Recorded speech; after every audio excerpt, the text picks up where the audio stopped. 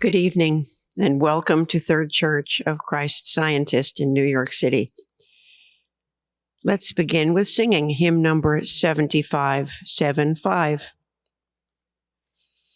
God comes with succor speedy to those who suffer wrong, to help the poor and needy, and bid the weak be strong.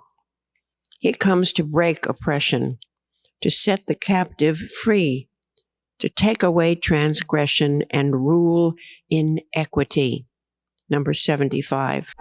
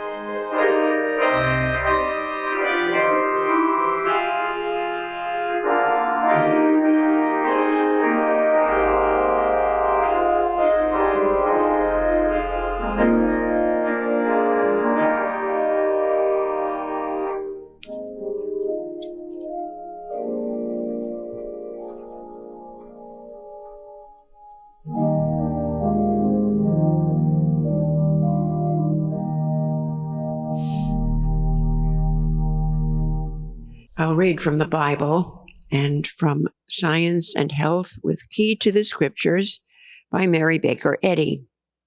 The subject of this evening's readings is government, the Bible, Psalms. The kingdom is the Lord's, and he is the governor among the nations. God be merciful unto us, and bless us, and cause his face to shine upon us, that thy way may be known upon earth, thy saving health among all nations. Let the people praise thee, O God, let all the people praise thee. O let the nations be glad, and sing for joy, for thou shalt judge the people righteously, and govern the nations upon earth. Let the people praise thee, O God, let all the people praise thee. 1 Kings. Solomon loved the Lord, walking in the statutes of David his father. In Gibeon, the Lord appeared to Solomon in a dream by night. And God said, Ask what I shall give thee. And Solomon said, Thou hast showed unto thy servant David my father great mercy, according as he walked before thee in truth and in righteousness and in uprightness of heart with thee. And thou hast kept for him this great kindness, that thou hast given him a son to sit on his throne, as it is this day. And now, O Lord my God, thou hast made thy servant king instead of David my father. And I am but a little child. I know not how to go out or how to come in. And thy servant is in the midst of thy people, which thou hast chosen, a great people, that cannot be numbered nor counted for multitude. Give therefore thy servant an understanding heart to judge thy people, that I may discern between good and bad. For who is able to judge this, thy so great a people? And the speech pleased the Lord, that Solomon had asked this thing. And God said unto him, Because thou hast asked this thing, and hast not asked for thyself long life, neither hast asked riches for thyself, nor hast asked the life of thine enemies, but hast asked for thyself understanding to discern judgment. Behold, I have done according to thy words. Lo, I have given thee a wise and an understanding heart, so that there was none like thee before thee, neither after thee shall any arise like unto thee. And I have also given thee that which thou hast not asked, both riches and honor, so that there shall not be any among the kings like unto thee all thy days.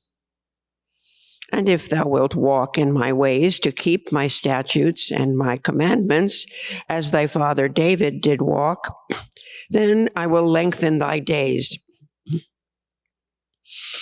And Solomon awoke, and behold, it was a dream. And he came to Jerusalem and stood before the ark of the covenant of the Lord, and offered up burnt offerings and offered peace offerings, and made a feast to all his servants. Then came there 2 women that were harlots unto the king, and stood before him.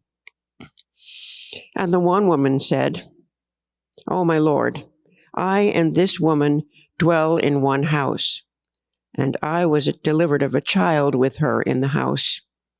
And it came to pass the 3rd day after that I was delivered, that this woman was delivered also, and we were together. There was no stranger with us in the house, save we 2 in the house. And this woman's child died in the night, because she overlaid it. And she arose at midnight, and took my son from beside me, while thine handmaid slept, and laid it in her bosom, and laid her dead child in my bosom. And when I rose in the morning to give my child suck, behold, it was dead. But when I had considered it in the morning, behold, it was not my son which I did bear.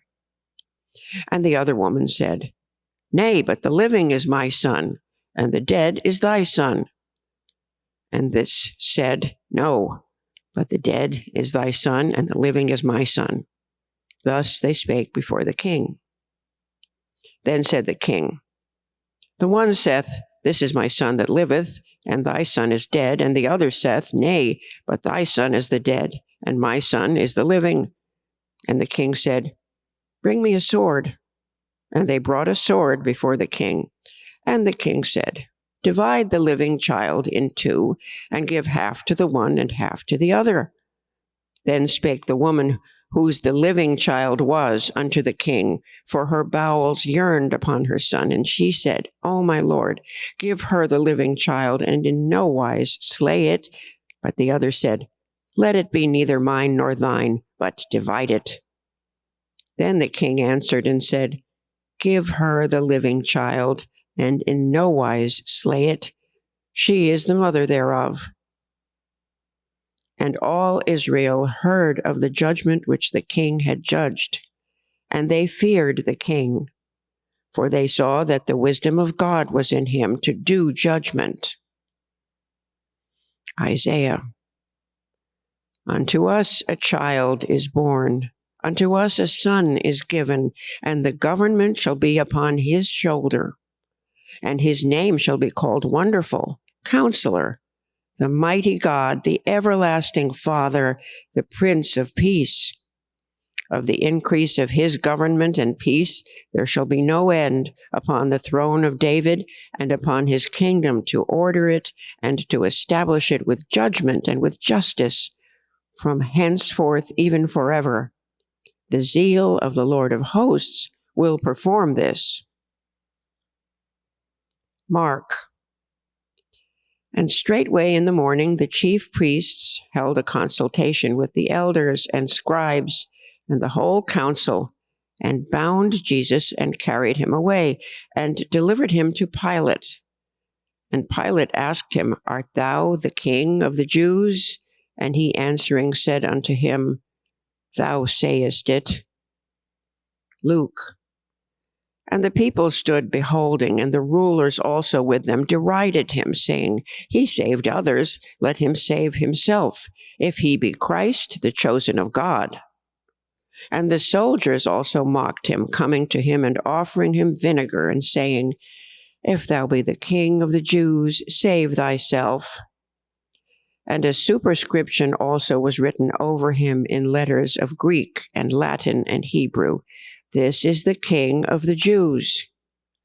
And one of the malefactors which were hanged railed on him, saying, If thou be Christ, save thyself and us.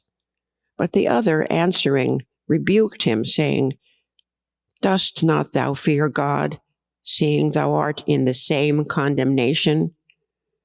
And we indeed justly, for we received the due reward of our deeds. But this man hath done nothing amiss. And he said unto Jesus, Lord, remember me when thou comest into thy kingdom. And Jesus said unto him, Verily I say unto thee, today shalt thou be with me in paradise. Matthew. When the Son of Man shall come in his glory, and all the holy angels with him, then shall he sit upon the throne of his glory. And before him shall be gathered all nations, and he shall separate them one from another, as a shepherd divideth his sheep from the goats. And he shall set the sheep on his right hand, but the goats on the left. Then shall the King say unto them on his right hand, Come, ye blessed of my Father, inherit the kingdom prepared for you from the foundation of the world. For I was an hungered, and ye gave me meat. I was thirsty, and ye gave me drink. I was a stranger, and ye took me in. Naked, and ye clothed me. I was sick, and ye visited me. I was in prison, and ye came unto me. Then shall the righteous answer him, saying, Lord, when saw we thee an hungered and fed thee, or thirsty and gave thee drink? When saw we thee a stranger and took thee in, or naked and clothed thee? Or when saw we thee sick or in prison and came unto thee?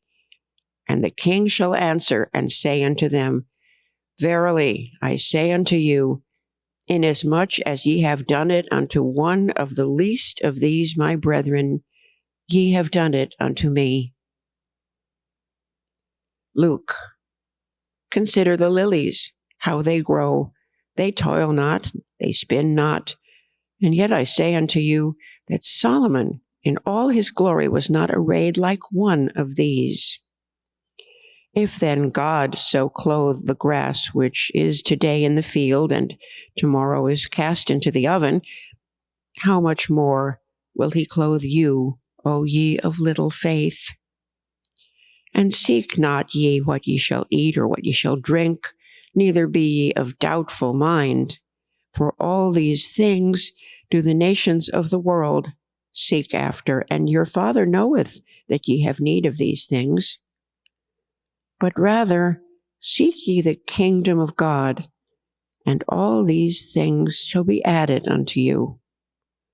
Fear not, little flock, for it is your Father's good pleasure to give you the kingdom. I'll now read correlative passages from the Christian Science textbook. Science and Health with Key to the Scriptures by Mary Baker Eddy. Like our nation, Christian Science has its Declaration of Independence.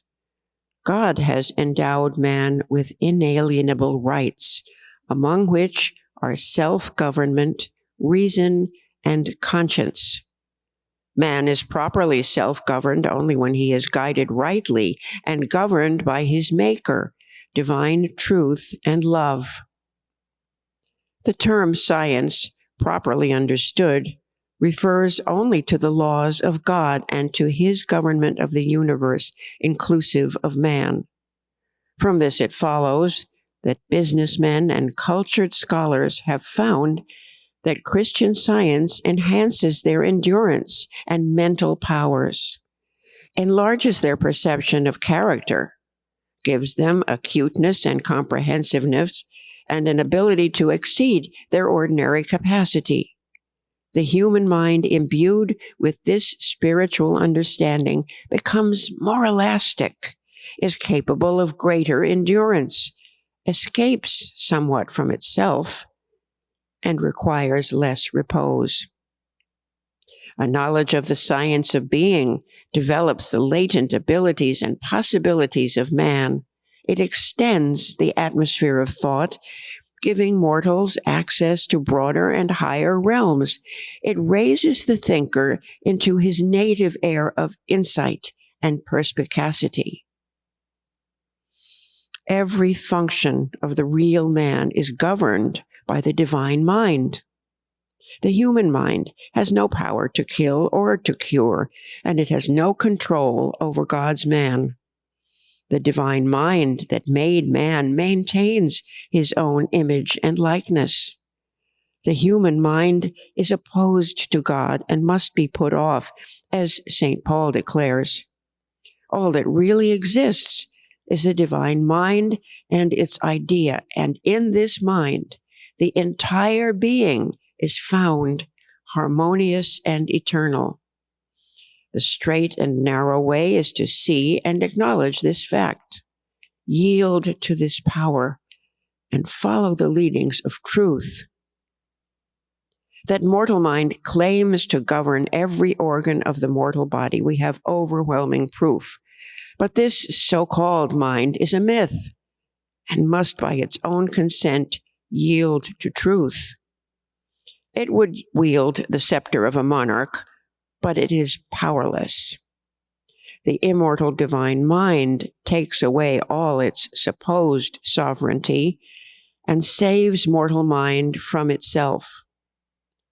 The author has endeavored to make this book the Aesculapius of mind as well as of body, that it may give hope to the sick and heal them, although they know not how the work is done.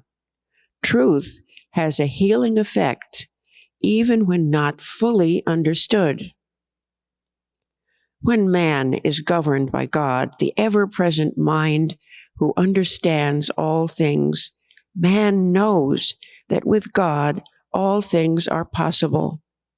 The only way to this living truth, which heals the sick, is found in the science of divine mind, as taught and demonstrated by Christ Jesus. Mind's government of the body must supersede the so-called laws of matter. Controlled by the divine intelligence, man is harmonious and eternal. Whatever is governed by a false belief is discordant and mortal.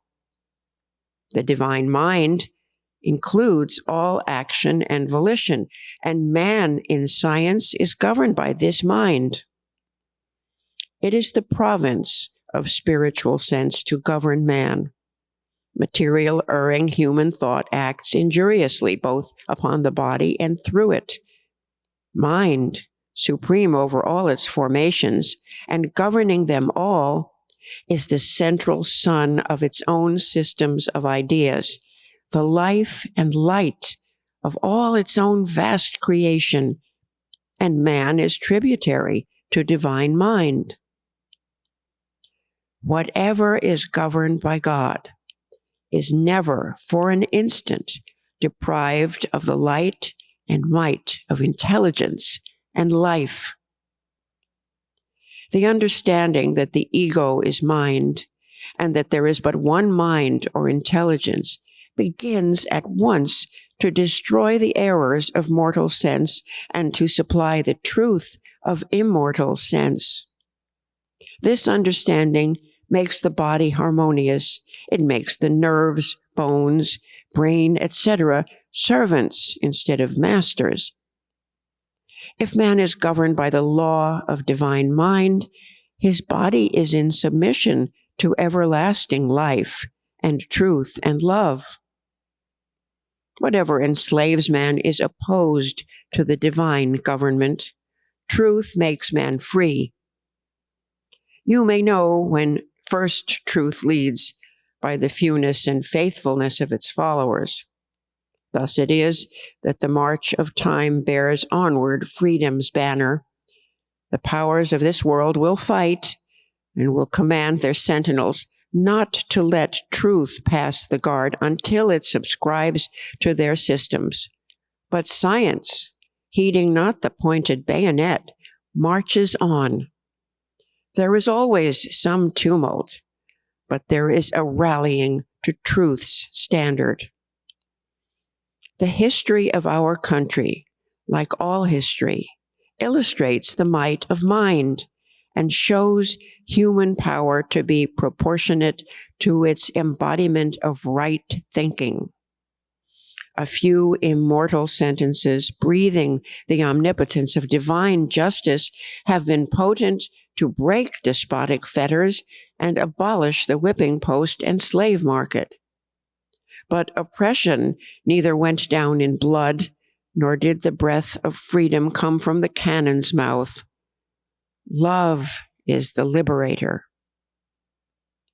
Man, governed by immortal mind, is always beautiful and grand. The universe of spirit is peopled with spiritual beings, and its government is divine science. Man is the offspring not of the lowest, but of the highest qualities of mind. Man understands spiritual existence in proportion as his treasures of truth and love are enlarged. Mortals must gravitate Godward. Their affections and aims grow spiritual. They must near the broader interpretations of being and gain some proper sense of the infinite in order that sin and mortality may be put off. This scientific sense of being, forsaking matter for spirit, by no means suggests man's absorption into deity and the loss of his identity, but confers upon man enlarged individuality, a wider sphere of thought and action, a more expansive love, a higher and more permanent peace.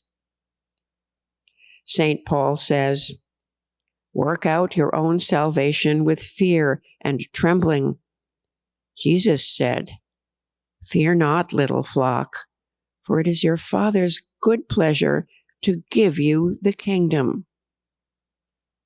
Let's pray together silently for a few moments, and then pray aloud together the Lord's Prayer.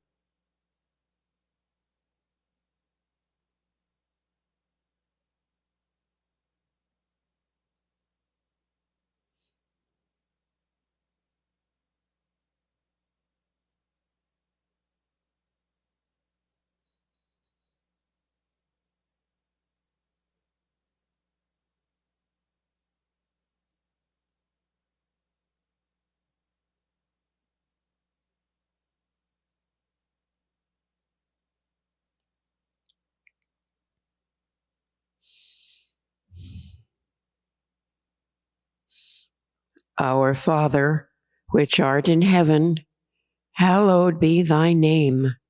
Thy kingdom come. Thy will be done in earth as it is in heaven. Give us this day our daily bread, and forgive us our debts as we forgive our debtors. And lead us not into temptation, but deliver us from evil. For thine is the kingdom and the power and the glory forever. Let's sing hymn number 178, 178.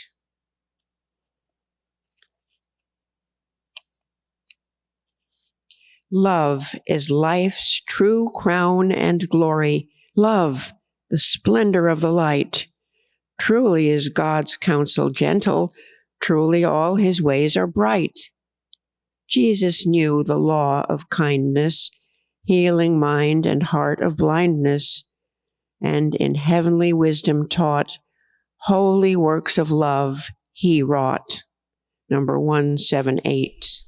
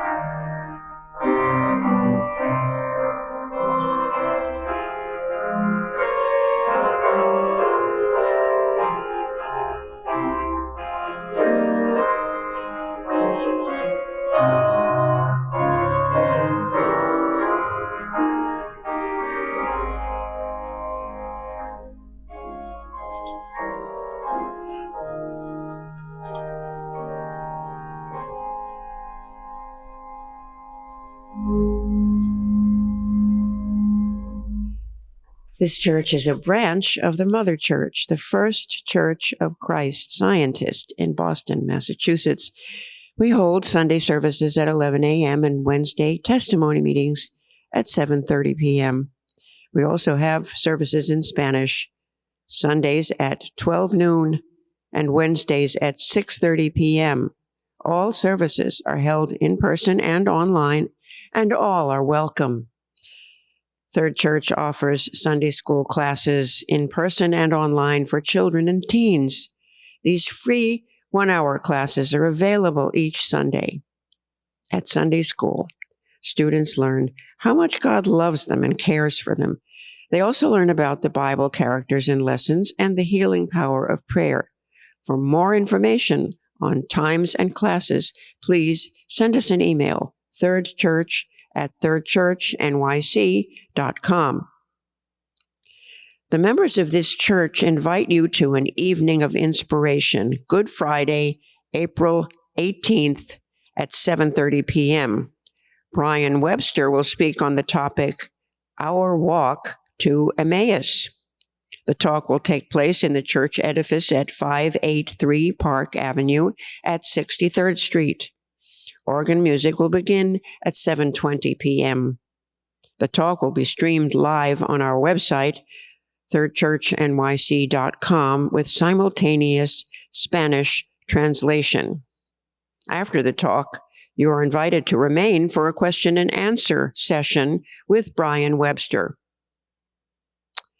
Replays in English and Spanish are available of this church's Christmas Eve talk by Bobby Lewis, a Christian Science practitioner, on the topic, Make Room at the Inn. Please visit our website, thirdchurchnyc.com. Other inspirational talks are also available on the website. This meeting is now open for all to share experiences of healing and spiritual insights that prove God's ever-presence and power in their lives. If you're listening by telephone and would like to speak, press *6 and wait until your line is unmuted. Please speak directly into the microphone of your phone. Your message will be easier to hear if you do not use the speaker function. And to avoid feedback, please have only one device on at a time. If you're watching via Zoom, you can choose the raise your hand icon or unmute yourself and speak. Thank you for your readings. There's a passage in Science and Health that goes something like, entirely separate from the belief and dream of material living is the life divine. The sense of government, it is a beguiling question. If we look at it from a material point of view, with materialistic laws, and it's very challenging. But I think the point of your readings, and clearly came across also in the hymns that we sang tonight, is that the true government, I guess, would start with self-government, and self-government starts with our sense of reality, our sense of ourselves, and our relation to God. Christian Science teaches that God is love. And once I testified that love was the intelligence of the universe. And to have that sense of God's government, of the government of love, which was the conclusion in a couple of the hymns, elevates and gives us a hope and direction for self-government. And you read from the desk of Christian Science has its declaration of independence, and that there are there are rights, individual rights of reason, self-government, and conscience, I think it was. We have to exercise these rights and claim them, and we find the path in the writings of the Bible and in the teachings of on the Mount, teachings of the Sermon on the Mount, and this is the place to seek a peaceful sense of government, to work on and obtain self-government. To be guided rightly, one has to be guided by God and in the teachings. And that's where our peace, our sense of true government, of unvarying love and goodwill will come from. And it's very arousing to think of these rights, to claiming these rights in the presence of that law, the law of love, and to find the humility of looking to God and listening and being obedient to the guidance that we get. Thank you. Yes, thank you very much for that previous testifier and your readings. One of my favorite passages in prose works Mrs. Eddy has is, she says, you must feel and know. She doesn't say just know, she must feel and know that God alone governs all harmoniously. And then she goes on and says, whatever would oppose that government is an unjust usurper of the throne of the controller of all mankind. What an incredible metaphor and thought that God is governing us, no other government. We're under the God's government alone. And it's been very helpful for me knowing that. I think one of the areas of government that we all have to contend with, I certainly had to contend a lot with it, is taxation.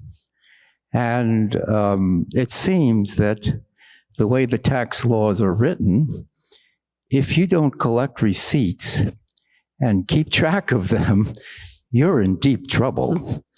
And I didn't. So many, is a young family and so many things to contend with a number of decades ago. I didn't. And of course, the IRS is not going to let you he's not going to ignore that. And so I ended up being called in and finding that I owed them with penalties and interest, a huge amount of money. And I didn't know what to do, but I was just trying to know the truth. The punishment is because you didn't do the bookkeeping. You didn't collect enough receipts. At the time, I had hired an accountant to help me. And I remember I had a number of diaries around, just diaries around. And he said, that's great. So what you do in this case is you take one of these diaries from a previous year or something, and you put on all kinds of notes about what you spent on. You put it on the windowsill and let it get dirty and damp, and then in other words, you falsify your records. And I said, well, I'm not going to do that. I don't care if they can take everything I have, my family, a house. They can't have my honesty, okay? I'm not doing that. I remember going into a stationery store right here, a block away from Grand Central Station, and a woman came in while I was waiting at the register asking for a tax book. What'd she mean? It was an old blank diary that she could then falsify and hand into the government. So I wasn't going to do that. And my accountant says, well, can I have the books? I said, sure. They're yours. He had a client was in trouble. But so I ended up, because I wouldn't do that, I ended up with a huge, tens of thousands of dollars that I was owing them. There's no way I could pay that. And even at one point, it even thought of getting a mortgage on my house and another mortgage on my house and paying it off that way. And I found out, oh no, it would just go on. So I said no. Well, one day I was in the IRS's office talking to this woman who I dealt with. And she said, well, I suppose you know, Mr. Henke, that in another year or so, you're not going to owe us anything. Oh, no? Why is that? I didn't know that, I said. Well, Congress had passed a law that they had 10 years to collect overdue taxes, and after that, it was completely dismissed. And all that money was completely dismissed because I refused to be dishonest, and I was going to trust the truth. So if we trust the truth, I'm so grateful that that's what we're governed by. We're not governed by human material laws. That doesn't mean we break the law, but it means that we know that we're under God's government. And if we abide by that government, God will always protect us. So thank you. Thank you. During the past week or so, I've been working with several articles by Ralph Wagers, who was a teacher and practitioner out of Chicago, and for a time associate editor, and held many, many positions in the Mother Church. And two of those articles, I think, are in the Classic Christian Science article, one of the volumes. And I was sent many years ago a talk he gave at the BA in the early 70s about the healing practice and how we need to be better healers. And one of his main points was that the body, when you consider the body as physical, you have to identify that with the metaphysical, or with the spiritual and the divine. You don't identify your body with the mortal and the material. And he makes a distinction, as does Mrs. Eddy in several places, between the body and matter. When you identify the body with the metaphysical, with the spiritual, the divine then coincides with the human and heals the body. At no point is the real body material. And that's just a thumbnail sketch. It's a 20-page talk by Mr. Wagers. And I was thinking about that in terms of the kingdom of heaven, which were a part of the readings tonight and are a part of our lesson on substance. We appear to be in the world, and Mrs. Eddy says in Atonement at Eucharist, the worldly man is always at the beck and call of error. She might say matter, but one of them. And then she ends that paragraph with the zigzag course, so it's easy to find that in the concordances. And I was thinking, well, we are in the world as human beings. I mean, there's just no question about that. But if we identify ourselves with the kingdom of heaven, and in the lesson this week is Mrs. Eddy's definition in the glossary, the kingdom of heaven takes us from the errors of the world, the materiality of the world, the sin, sickness, and death of the world, so that we are in the world but not of the world. And it heals worldliness without making us ascetics. And so I'm grateful for that insight. I'm grateful for the good thinkers in Christian Science, and I'm grateful for the archives of all the articles from the 19th century on, and all the wonderful articles and editors from the past. Thank you for your readings. Thank you. My father, when he retired in a farm. So the farm was in a valley.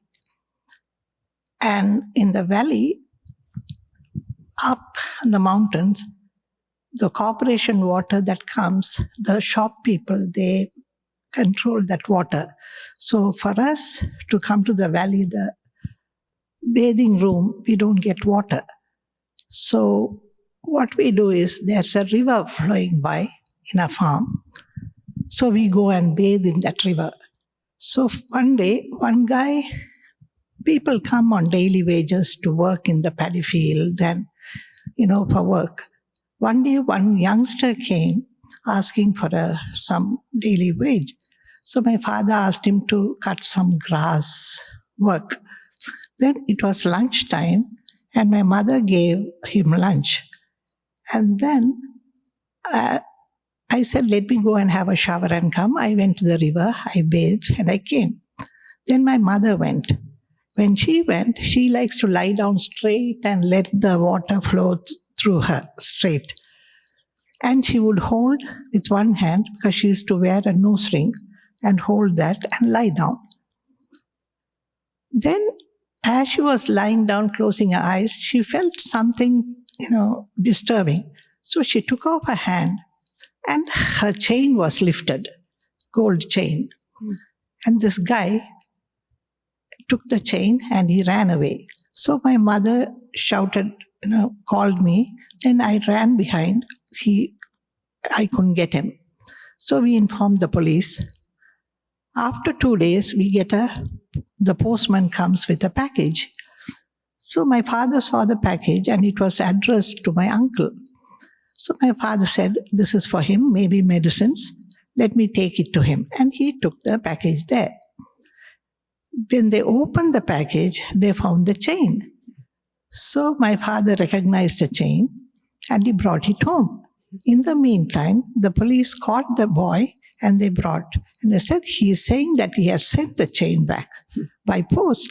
He said, yes, he has sent it by post. Then they were going to arrest him. Then I told them, don't arrest him because he has sent the chain, so let him. So the police went away. Then I asked the guy, I said, why would you do that? He said, see, your mother gave me food to eat, lunch. So while I was eating, I saw your mother bathing and I saw the chain and I was tempted. So that is why I took it and I ran. The next day, I thought about it. I said, they were very good to me. And why would I do this? So, and that is how I sent it by post. And that's it. Thank you. Thank you. Thank you for the beautiful readings. It reminds me the wonderful the hymn which we sang just in the beginning. God comes with succor speedy to those who suffer wrong. I'm so grateful that in the beginning when I was learning and knowing the Christian Science, the concept of living truths, the truth of being, which destroys the erroneous beliefs, false notions, false teachings. I'm very grateful for the wonderful concept of teachings of Christian Science. As previous testifier also mentioned that our lives, sometimes we are deeply engulfed with the wrong, erroneous, false teachings of the worldly teachings. And also I'm grateful that one of the testifiers also has mentioned, we are in the world, but we are not of the world. That is a wonderful concept of knowing our spiritual nature and the spiritual living, moving, having our being. That is a wonderful concept, and which brought some number of healings to our lives. I'm so grateful. It is the Christian Science, one of the passages in Christian Science which states, Mrs. Eddy, Christian Science brings to the body the sunlight of truth, which invigorates and which corrects even false beliefs. And it also further it says, neutralizes the error. Neutralizes error is correcting the errors, whatever we have learned from the false beliefs or false notions of the world. This is the greatest truth which leads to salvation to our life. I'm grateful for ever since I came into the fold of Christian Science, the wonderful teachings, wonderful concepts, and the wonderful healings which I had ever since. I am indeed grateful for this greatest blessings to mankind to correct and separate from the worldly erroneous beliefs. Thank you very much. Thank you. And thank you all for your testimonies, your support, your prayers, and your presence at this meeting. Let's conclude with singing of hymn number 204. I'll read the whole poem. O Father, thy kingdom is come upon earth. Thou rulest in all thy creation. Thou sendest thy witnesses, telling thy worth, to call and entreat every nation with news of thy mighty salvation, with news of thy mighty salvation. They lift up a light amid shadows of fear, and love is thy banner above them. No trouble shall touch them. No foes that appear shall e'er from their loyalty move them. 'Tis thou dost uphold and approve them. 'Tis thou dost uphold and approve them. They go in thy strength, and they speak in thy name, with power of thy promise forth-faring, and during the battle the victory claim. Their trust in thy truth is their daring. Salvation to all men declaring. Salvation to all men declaring. Number 204.